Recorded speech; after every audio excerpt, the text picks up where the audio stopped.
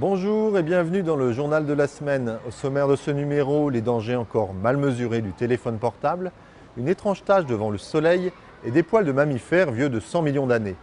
Et puis, avec Joël de Renet, nous reviendrons sur cette annonce à bien des égards extraordinaire et qui ne vous a sans doute pas échappé, celle de la première bactérie synthétique. Regardez cette image. Il s'agit du soleil pris en photo le 16 mai dernier par l'astrophotographe amateur Thierry Legault. À y regarder de plus près, vous y distinguerez une curieuse tache, qui n'est autre que la navette spatiale Atlantis, 50 minutes avant son arrimage à la Station spatiale internationale. Pas de matériel démesuré pour réaliser cette image, un réflexe numérique et une lunette de 150 mm équipée d'un système de filtrage. Une bonne dose de savoir-faire était en revanche nécessaire. Pour observer le passage des deux engins devant le Soleil, il fallait se trouver ce jour-là en Espagne, sur une bande ne dépassant pas 4,8 km de large, et surtout ne pas rater l'événement particulièrement bref. Le passage de la station spatiale et de la navette devant le Soleil ne dure qu'une demi-seconde, comme en témoigne cette vidéo. Au-delà de cette prouesse, on notera qu'il s'agit de la toute dernière mission de la navette Atlantis, mission au cours de laquelle la station spatiale s'est vue équipée du module russe Asvet. Ils étaient attendus depuis près de 2 ans. Les résultats de l'étude Interphone viennent enfin d'être publiés. Mais de quoi s'agit-il exactement? Lancée en 2000 dans 13 pays dont la France, Interphone est une enquête visant à déterminer si l'utilisation du téléphone portable est susceptible d'entraîner une augmentation du risque de tumeur du cerveau, du nerf acoustique ou des glandes salivaires.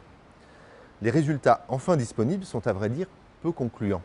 Une partie des résultats suggère un risque accru de tumeur pour les plus gros utilisateurs de portables, plus de 30 minutes par jour, mais ils ne montrent pas de risque accru pour les autres, ce qui ne garantit pas pour autant une absence totale de risque. Selon les auteurs eux-mêmes, les données ne sont pas suffisantes pour établir un lien de cause à effet entre l'exposition aux ondes électromagnétiques et l'apparition de ces cancers. En cause principalement la méthodologie utilisée qui s'appuie sur les témoignages parfois fragiles des personnes interrogées. Par ailleurs, l'enquête ne tient pas compte de l'évolution de l'utilisation du téléphone portable depuis 10 ans et notamment de son usage de plus en plus important chez les jeunes. Pour combler cette lacune, une nouvelle étude baptisée MobiKids a d'ailleurs été lancée par l'Union européenne et a pour objet d'étudier le risque de tumeur cérébrale lié à l'utilisation du portable chez les 10-24 ans. En Charente-Maritime, dans la carrière de Font-de-Benon, les paléontologues de l'Université de Rennes étaient en quête d'insectes piégés dans l'ambre. Comme ils ne trouvaient rien, ils ont alors cherché des organismes plus petits, tels des bactéries, et aux surprises, ils sont tombés sur des poils, les plus anciens découverts à ce jour.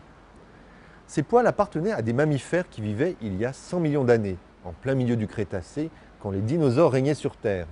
Difficile de déterminer avec précision à quoi pouvaient ressembler ces animaux. De toute évidence, ils étaient de petite taille, mais impossible de savoir s'il s'agissait de marsupiaux ou de mammifères placentaires. Les deux types étaient déjà présents à cette époque. En revanche, cette découverte montre que le poil a très peu évolué au cours du temps. La structure en écaille, visible sur ces fossiles, est tout à fait comparable à celle que l'on peut observer encore aujourd'hui. Quant à savoir comment ceux-ci se sont retrouvés piégés dans l'ambre, les chercheurs ont une hypothèse. Ayant trouvé des pupes, c'est-à-dire des enveloppes de nymphes de mouches à proximité des poils, ils estiment que l'animal était mort et en décomposition au moment où la résine l'a recouvert. L'information a fait le tour du monde. Aux États-Unis, l'équipe du biologiste Craig Venter a pu réaliser la première bactérie synthétique, une bactérie viable contenant un ADN artificiel. Cela fait en fait près de 10 ans que le chercheur et son équipe travaillent sur ce projet incroyable. Les scientifiques ont d'abord mis au point une machinerie complexe capable de dupliquer de manière totalement artificielle l'ADN d'une bactérie. Puis dans un second temps, ils ont réussi à transférer ce contenu génétique dans une autre bactérie préalablement vidée de son ADN. Résultat, pour la première fois, la greffe a bien pris et une colonie de bactéries possédant les caractéristiques du génome synthétique s'est développée comme si de rien n'était. Ces travaux posent évidemment des questions éthiques. Il ne s'agit encore que du copier-coller d'un ADN existant, mais bientôt sans doute, les chercheurs seront capables de créer des organismes sur mesure. Faut-il s'en inquiéter ou au contraire s'en réjouir?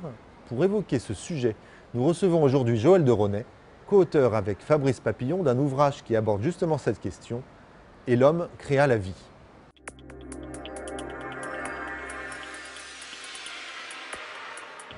Joël de René, bonjour. Bonjour. Craig Venter a-t-il réussi à recréer la vie? Moi, je ne suis pas du tout d'accord avec ce qu'il a déclaré dans toutes les télévisions du monde entier. Il n'a pas recréé la vie, il a simplement copié-collé un gène ou des gènes qu'il a fabriqués à la machine synthétique dans un autre organisme vivant. En fait, ce qu'il a fait, c'est de prendre un mycoplasme, qui est une toute petite bactérie qui fait à peu près 100 fois plus petit qu'une tête d'épingle. Il a enlevé sa banque de gènes, son génome, à peu près un peu moins de 500 gènes, c'est-à-dire presque 1 million de paires de bases. Dans cette coquille vide, il a ensuite réintroduit un gène. Comment il l'a fabriqué? Il a d'abord fabriqué sur un ordinateur, comme du traitement de texte, en mettant dans l'ordre les séquences A, T, G, C du code génétique. Et ensuite, il a cette information numérique, comme pour une imprimante, a été transmise à une machine automatique à synthétiser les gènes, qui a fabriqué et ensuite rabooté le grand gène, le grand ADN, un vrai ADN, qu'on a pu introduire dans la bactérie, qui, alors ça c'est le tour de force quand même, elle s'est mise à retransformer l'énergie extérieure dans sa propre énergie, elle s'est mise à se reproduire, et en fait c'est dans l'histoire du monde la première fois qu'un être vivant n'a pas d'ancêtre. Et c'est la première fois qu'un être vivant a pour père un ordinateur. Alors ça c'est quand même assez extraordinaire, même s'il n'a fait que du copier-coller. Alors qu'est-ce que ça signifierait, créer la vie justement? Créer la vie, ça voudrait dire qu'on a assemblé un système capable de s'auto-reproduire, de transformer l'énergie, de s'auto-organiser à partir de produits chimiques inertes. Et là, on est sur la voie. Par exemple, je parle dans le livre de Steen Rasmussen à Los Alamos, qui a fabriqué des protocelles qui sont capables de se reproduire et par énergie solaire de se dupliquer. Mais ce n'est pas encore la totalité des fonctions du vivant. Il y a donc deux tactiques, si vous voulez. Il y a une tactique qui consiste à l'appeler descendante. On part, comme l'a fait Craig Venter, d'un micro-organisme vivant qu'on vide comme une coquille vide et ensuite on le remplit d'ingrédients et on le reprogramme avec de l'ADN fabriqué à la machine. Et une deuxième technique qui part du bas vers le haut, qui consiste à prendre des morceaux chimiques, à les assembler comme un Lego et à faire en sorte que le système soit capable de s'auto-reproduire. Et ça c'est pour quand? Quand est-ce qu'on va savoir faire ça? On y est pratiquement déjà. Il y a des biohackers qui ont 25 ans, qui font un concours mondial qui s'appelle iGEM, dont je parle beaucoup dans le livre. Par exemple, Meredith Patterson, elle a fait à mon avis beaucoup mieux que Craig Venter. Elle a 25 ans, elle travaille le jour, le soir dans sa cuisine, elle bricole des bactéries. Elle en a bricolé une qui est vraiment très utile, c'est qu'elle a fabriqué par biologie de synthèse une bactérie qui permet de détecter, elle devient fluorescente quand elle détecte la mélanine. Et la mélanine, c'est ce produit que des Chinois avaient rajouté à du lait et qui a tué des nourrissons. Il y a aussi des jeunes de l'équipe de Pennsylvanie. Ça, c'est très important pour l'avenir du monde. Ça permet de traiter à peu près 150 millions de personnes par an qui boivent de l'eau contenant de l'arsenic. Et donc leur bactérie fabriquée par biologie de synthèse est capable de stocker l'arsenic, de le garder à l'intérieur et de ne pas en mourir. Donc elle devient une espèce de réservoir arsenic et elle purifie l'eau. Qu'est-ce qu'on peut en espérer au-delà de ces exemples? Surtout l'énergie, la médecine.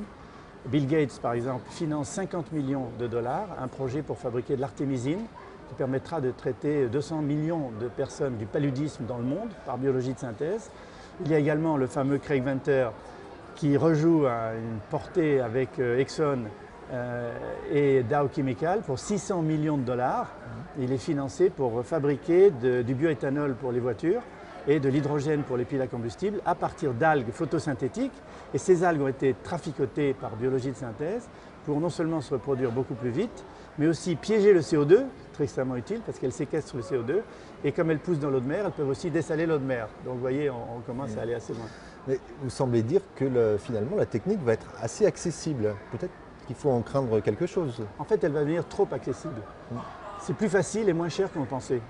Donc je décris dans le livre 6 ou 7 scénarios catastrophes, allant du bioterrorisme à des bactéries qui s'échappent et qui arrivent à conquérir leur environnement. Donc c'est tout à fait possible et c'est pourquoi ça doit être contrôlé le plus rapidement possible, le mieux possible. Pas seulement un contrôle politique ou industriel, mais aussi un contrôle citoyen, d'où l'importance de l'information que nous faisons ici, à Universcience en général et dans les livres, pour que chacun se sente responsable et qu'il évite les dérapages et les dérives de cette nouvelle technologie qui va beaucoup plus loin que le génie génétique, les OGM, le clonage. Vous pensez que cette mobilisation doit se faire maintenant? C'est absolument nécessaire et c'est pourquoi je sortis ce livre avec Fabrice Papillon et qu'on en parle à Universcience. Et est-ce qu'il faut envisager un moratoire sur ce type d'expérience? Alors des scientifiques y pensent. Il y a eu le fameux moratoire d'Asilomar en 1975, quand les techniques de génie génétique sont sorties. Là, on pense qu'un moratoire qui bloquerait tout, ce serait trop fort. Mais par contre, édicter des règles extrêmement rigoureuses que les scientifiques et les industriels doivent suivre me paraît tout à fait opportun. De toute façon, ça paraît inévitable. C'est inévitable, il faut y aller, c'est l'avenir de la science, de la médecine, de l'énergie et de la connaissance. Joël de René, je vous remercie. Je rappelle que vous venez de publier en collaboration avec Fabrice Papillon un ouvrage consacré à ce sujet passionnant intitulé « Et l'homme créa la vie ». Ce numéro est terminé. Rendez-vous vendredi prochain dans cette même émission pour une nouvelle revue de l'actualité scientifique ou bien sur le site de Science Actualité. À la semaine prochaine.